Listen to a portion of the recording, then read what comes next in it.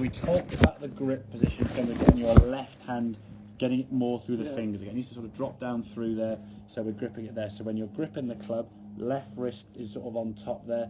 There's a little V there, but you can see these two knuckles of your left hand. You tended to have it too far round to the right, so you could see the top part of the grip. And when your hand's on the club here and then returns back to its sort of normal position, the club face now you can see is opened off to the right there, which is why a lot of your shots would generally go to the right. The other thing it's set to discuss is about the distance from the ball. Now, it's not a big difference, but if you look at the gap there between you and the mat there, you can see how on the right hand side that gap there is smaller than that gap there. Just because you've gone back a little bit further, you've now got a bit more space. There's room now between your hands and your legs to actually swing the golf club. Your hands there look a bit sort of too close, and you're a bit more upright. So when you swung this club, okay, when you come back to the golf ball, because you're a bit too close, the club just hit the ground, as we can see behind the golf, the sparks flying up there as the club hits the ground. Then when you've got the same sort of swing here as you come back to the golf ball, because there's more room and you're in a better spine angle, when the club comes back to the same sort of position, it's now off the ground, we can see. It's not about worrying about hitting the ground now. We can just twist through. Nice strike of the golf ball, and the ball then can fly down the driving range towards the 100 sign, and we can twist through. And the actual movement through the ball looks very similar. It's just this on the left hand side, the ground was too close to you. That was too close to because you were too exactly. So you thumped the ground. Okay. So we've got to make sure we get that grip. And the only thing I'll say in terms of difference sometimes, we talk about your club going too up. Just watch the backswing on this left hand side.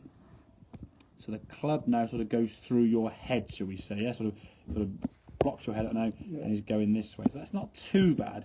This one, you can see now has gone right of your head. You see the difference. Your hand's there in a sort of similar sort of position here, whereas this one the club's up there, and that one the club is back there. And ideally, we want the club to be more on this one. Although this one at the ground I want the better shot, I'd rather the club being on there. What you actually do, those different those positions are, when you get to the top of the backswing here, in both cases, you end up in a similar sort of position. As you come back to the sort of hitting position here, you come at the same sort of spot, you see. But how you get to the top of the backswing sometimes is a bit varied. Although it doesn't really matter how you get there, if you're doing it in 2 or 3 different ways, consistency is going to be very low. If you're taking the golf club up there one day and down here and in there, you're never going to get some sort of... Although the fact you bring it back down to a sort of similar position, it's always going to be a little bit hit and miss as we do that, okay? So in an ideal world, if when we're setting up here now, if I put a liner sort of through, you'd want the club sort of be staying this side of the blue line on the way back and on the way through. So in this case, through there, as you go back here, now it kind of sort of stays for the majority under that blue line this way. This one we can see, and as you go back, has gone through the blue line straight away. See the difference there? So this one, as you go back, this takeaway now, the club now is going back more towards the camera, up that blue line. This one now you've gone, so rather than going back this way, the right hand when you've gone back out there. So you sort of what we call lifted the club a bit too steep, the club is going up too much. Now again, like I say, you do sort of reroute the club back to a good position, but for me, all those sort of changes each time would be a bit tricky. But if we can step it better, so setup-wise, give yourself a little bit more room at address. There's a bit more space between your hands and your legs, a bit more distance there, and therefore a bit more spine tilt, just slightly.